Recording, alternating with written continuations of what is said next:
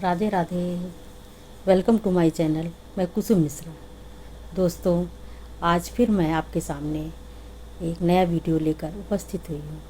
तो मित्रों, आज के वीडियो का शीर्षक है पाप मोचनी एकादशी, जो कि चैत्र मास के कृष्ण पक्ष में पड़ता है। तो ये व्रत कब है, एकादशी व्रत कब से प्रारंभ और कब तक है, और इसका व्रत रखने से क्या किस चीज़ की प्राप्ति होती है, और हमें ये क्यों रखना चाहिए, तथा इस व्रत के क्या नियम और पूजा विधि है आदि से संबंधित जानकारी मैं अपने इसी वीडियो के माध्यम से आप सभी के बीच में शेयर करना चाहूँगी।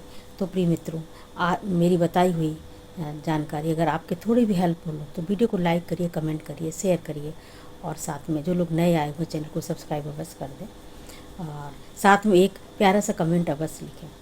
तो मित्रों, पाप मोचनी एकादशी, जो कि चैत्र मास के कृष्ण पक्ष में पड़ती है, और जैसा कि नाम से ही विदित है, इसका व्रत रखने से हमने जो जीवन में पाप किए हैं उनसे हमें मुक्ति मिलती है। और जैसा कि नाम से ही विदित है कि पाप मोचनी एकादशी, और साथ में ये व्रत करने से भगवान नारायण प्रसन्न होते हैं, और इसका व्रत रखने से हमें 1000 गायों को जो दान करने से पुण्य मिलता है वो मात्र सिर्फ एक दिन के व्रत से ही मिल जाता है। अब मित्रों, आपको बात समझ में आ ही गई होगी कि आज के समय में एक गाय का दान करना ही बहुत कठिन होता है, बहुत महंगा होता है।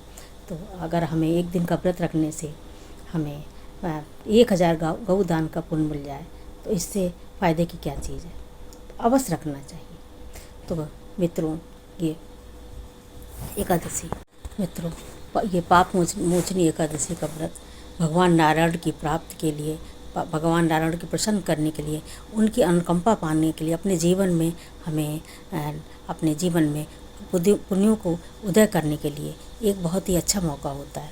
तो ये व्रत अवश्य रखना चाहिए, क्योंकि मित्रों, पाप मोचनी एकादशी ये चैत्र मास के कृष्ण पक्ष की एकादशी तिथि को पड़ता है। तो इस दिन हमें भगवान की प्रसन्नता के लिए अवश्य व्रत रखना चाहिए।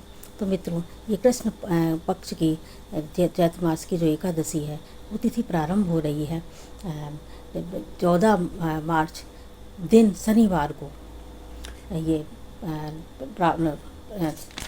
14 मार्च दिन शनिवार को ये एकादशी तिथि प्रारंभ हो रही है प्रातःकाल 5:49 पे, और जो कि दूसरे दिन रविवार को 15 मार्च को 6:58 पे ये एकादशी तिथि समाप्त हो जाएगी और द्वादशी तिथि लग जाएगी तक ही है। तो उदया तिथि होने की वजह से ये रविवार 15 मार्च को ही एकादशी तिथि का व्रत रखा जाएगा।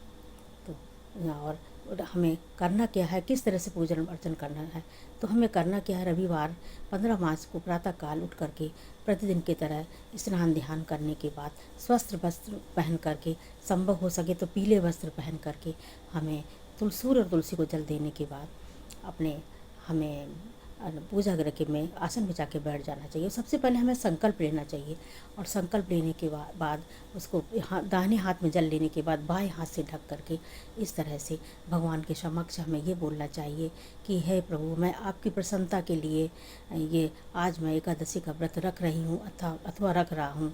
और ऐसा बोलने के बाद अगर मनोकामना है तो वो बोलने के बाद भी भगवान के चरणों में हमें वो जल, जो जिसमें पुष्प, चावल और जल मैंने ले रखा था हाथ में संकल्प के लिए, उनके चरणों में समर्पित कर लेना चाहिए। और संकल्प के समय ये भी हमें बोलना चाहिए कि हम किस तरह से व्रत रख रहे हैं, क्योंकि व्रत ये 3 प्रकार से रखा जाता है, निराहार, निर्जला अथवा जल पी करके। जैसा भी आपके शरीर अलाउ करे वैसा रखने के बाद, संकल्प करने के बाद आप आचमन करके भगवान का अपने पंचोपचार से अथवा षोडशोपचार से पूजन करना चाहिए। और पूजन में तुलसी दल, पंचामृत आदि का और फल, ऋतु फल होना बहुत आवश्यक होता है। व्रत पूजन करने के बाद कथा पढ़ना चाहिए, क्योंकि कथा पढ़ने से ही हमारे पापों का नाश होता है। जो लोग इस दिन एकादशी की व्रत की कथा भी पूजा के समय पढ़ते हैं तो उन्हें अपने जन्म जन्मांतर के पापों से छुटकारा मिलता है। तो अवश्य पढ़ना चाहिए। और उसके बाद हमें भगवान का जो प्रिय मंत्र है, ओम नमो भगवते वासुदेवाय, इसका कम से कम 108 बार हमें इसका जाप करना चाहिए। तो और उसके बाद हमें विष्णु सहस्त्र नाम या आदि जो भी भगवान को प्रिय चीज़ें हैं, प्रिय जो कथा है, उनको पढ़ने के बाद हमें आरती करने के बाद भगवान को नैवेद्य समर्पित करने के बाद एक बार बाद में जल से उनका आचमनी करा देना चाहिए। उनका मूल शुद्धिकरण कराने के बाद अब आपका व्रत प्रारंभ हो जाता है। तो पूरे दिन आप भगवान में ही दिमाग मन लगाते हुए मन क्रमवाणी से किसी को अशब्द ना बोले, किसी का बुरा ना सोचे, इस प्रकार से व्रत रहने के बाद शाम के समय पुनः अपना स्वच्छ वस्त्र पहन करके भगवान को हमें फिर आरती बंदन करना चाहिए। और वह रात में थोड़ी देर जागरण करने के बाद प्रातःकाल उठ के हमें पारण करना चाहिए। पारण करने का समय, जो पारण का समय है, इस बार बहुत कम समय हमें मिल रहा है, तो हमें इस बात का विशेष ध्यान रखना चाहिए, क्योंकि त्रयोदशी तिथि फिर लग जाएगी। तो पारण का समय है प्रातःकाल सूर्योदय के समय ही, मतलब कि 6:04 से प्रारंभ होकर 7:40 तक पारण का समय है। और उसके बाद त्रयोदशी तिथि लग जाएगी। त्रयोदशी तिथि में पारण नहीं किया जाता है, तो इसके बीच में ही हमें चावल से अथवा भगवान के चरणों तक से तुलसी दल से मिश्रित जल से हमें इसका पारण व्रत का कर लेना चाहिए। तो ये रही जानकारी हमारी एकादशी व्रत के बारे में। आई होप आपको पसंद आई होगी। अगर पसंद आई हो तो हमारी वीडियो को शेयर अवश्य करिएगा।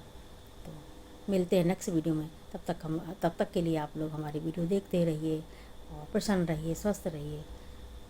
धन्यवाद।